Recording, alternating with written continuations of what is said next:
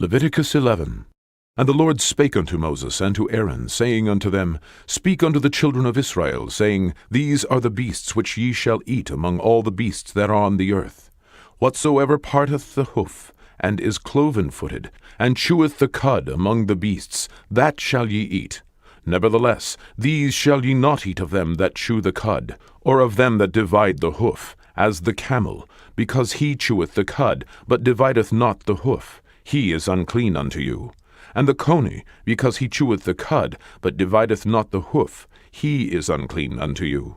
And the hare, because he cheweth the cud, but divideth not the hoof, he is unclean unto you. And the swine, though he divide the hoof, and be cloven-footed, yet he cheweth not the cud, he is unclean to you. Of their flesh shall ye not eat, and their carcass shall ye not touch, they are unclean to you. These shall ye eat of all that are in the waters, whatsoever hath fins and scales in the waters, in the seas, and in the rivers, them shall ye eat. And all that have not fins and scales in the seas and in the rivers, of all that move in the waters, and of any living thing which is in the waters, they shall be an abomination unto you. They shall be even an abomination unto you. Ye shall not eat of their flesh, but ye shall have their carcasses in abomination.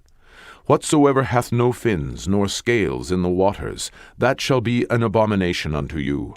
And these are they which ye shall have in abomination among the fowls. They shall not be eaten. They are an abomination: the eagle, and the ossifrage, and the osprey, and the vulture, and the kite after his kind, every raven after his kind, and the owl, and the nighthawk, and the cuckoo, and the hawk after his kind, and the little owl, and the cormorant, and the great owl, and the swan, and the pelican, and the gier eagle, and the stork, and the heron after her kind, and the lapwing, and the bat. All fowls that creep, going upon all fours, shall be an abomination unto you. Yet these may ye eat of every flying, creeping thing that goeth upon all four, which have legs above their feet, to leap withal upon the earth.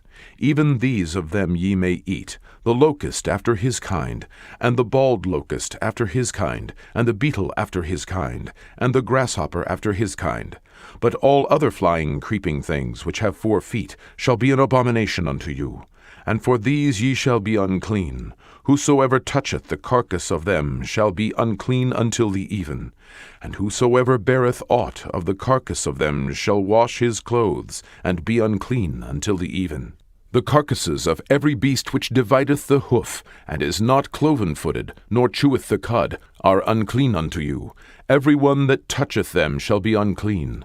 And whatsoever goeth upon his paws, among all manner of beasts that go on all 4, those are unclean unto you. Whoso toucheth their carcass shall be unclean until the even. And he that beareth the carcass of them shall wash his clothes, and be unclean until the even. They are unclean unto you. These also shall be unclean unto you among the creeping things that creep upon the earth: the weasel, and the mouse, and the tortoise after his kind, and the ferret, and the chameleon, and the lizard, and the snail, and the mole.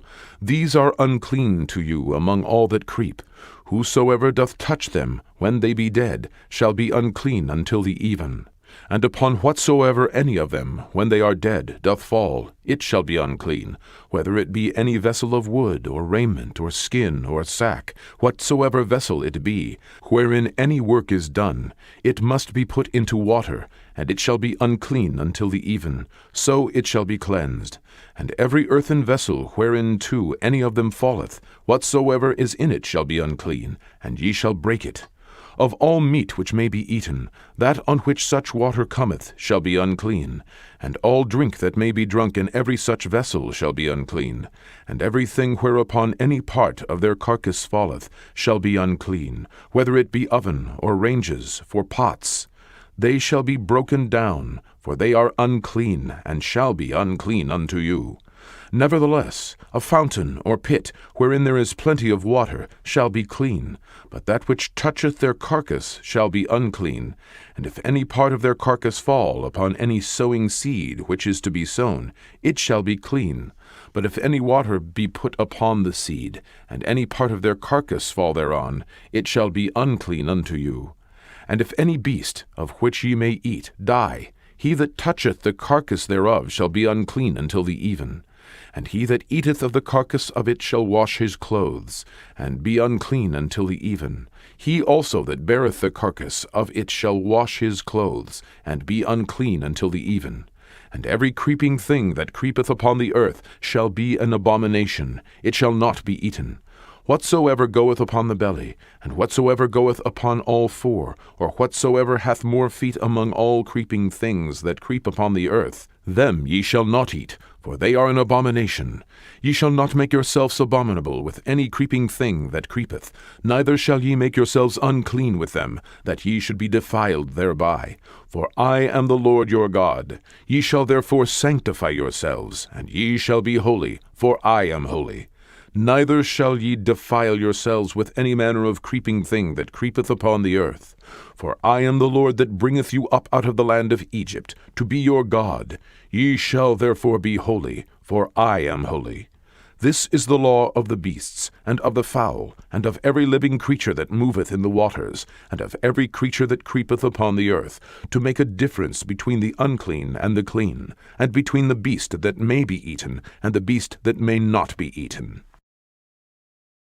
Leviticus 12. And the Lord spake unto Moses, saying, Speak unto the children of Israel, saying, If a woman have conceived seed, and born a man-child, then she shall be unclean 7 days. According to the days of the separation for her infirmity shall she be unclean. And in the 8th day the flesh of his foreskin shall be circumcised. And she shall then continue in the blood of her purifying 33 days. She shall touch no hallowed thing, nor come into the sanctuary, until the days of her purifying be fulfilled. But if she bear a maid-child, then she shall be unclean 2 weeks, as in her separation, and she shall continue in the blood of her purifying 66 days. And when the days of her purifying are fulfilled, for a son or for a daughter, she shall bring a lamb of the first year for a burnt offering, and a young pigeon or a turtle-dove for a sin offering, unto the door of the tabernacle of the congregation, unto the priest, who shall offer it before the Lord, and make an atonement for her, and she shall be cleansed from the issue of her blood. This is the law for her that hath borne a male or a female. And if she be not able to bring a lamb, then she shall bring 2 turtles, or 2 young pigeons, the one for the burnt offering, and the other for a sin offering. And the priest shall make an atonement for her, and she shall be clean. Matthew chapter 26. And it came to pass, when Jesus had finished all these sayings, he said unto his disciples, Ye know that after 2 days is the feast of the Passover, and the Son of Man is betrayed to be crucified. Then assembled together the chief priests and the scribes and the elders of the people unto the palace of the high priest, who was called Caiaphas, and consulted that they might take Jesus by subtlety and kill him. But they said, Not on the feast day, lest there be an uproar among the people. Now when Jesus was in Bethany, in the house of Simon the leper, there came unto him a woman having an alabaster box of very precious ointment, and poured it on his head as he sat at meat. But when his disciples saw it, they had indignation, saying, To what purpose is this waste? For this ointment might have been sold for much, and given to the poor. When Jesus understood it, he said unto them, Why trouble ye the woman? For she hath wrought a good work upon me. For ye have the poor always with you, but me ye have not always. For in that she poured this ointment on my body, she did it for my burial. Verily I say unto you, wheresoever this gospel shall be preached in the whole world, there shall also this, that this woman hath done, be told for a memorial of her. Then one of the 12, called Judas Iscariot, went unto the chief priests, and said unto them, What will ye give me, and I will deliver him unto you?